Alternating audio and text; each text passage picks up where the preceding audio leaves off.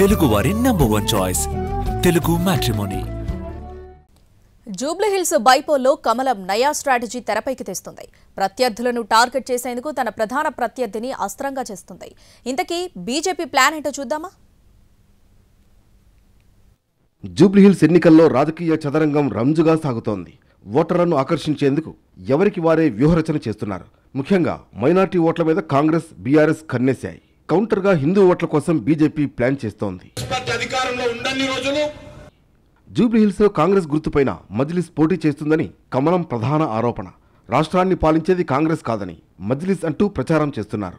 ఆ పార్టీని గెలిపిస్తే ఇక్కడ కూడా పాతబస్తీ పరిస్థితే వస్తుందని అంటున్నారు. కేసీఆర్ మాదిరిగా కాంగ్రెస్ కూడా మజ్లిస్ను భుజాల మీద మోస్తోందని విమర్శిస్తున్నారు బీజేపీ నేతలు. కేసీఆర్ గారు ఒక భుజం మీద అసదుద్దీన్ ఓవైసీని, ఇంకో భుజం మీద అక్బరుద్దీన్ ఓవైసీని పెట్టుకొని ఆయన ఊరేగాడు.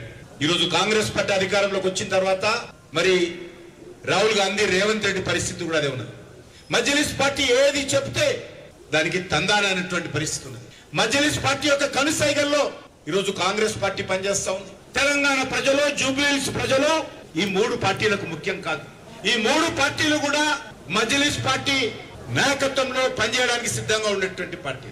అందుకే ఈ రోజు మనం ఆలోచన చేయాల్సినటువంటి అవసరం.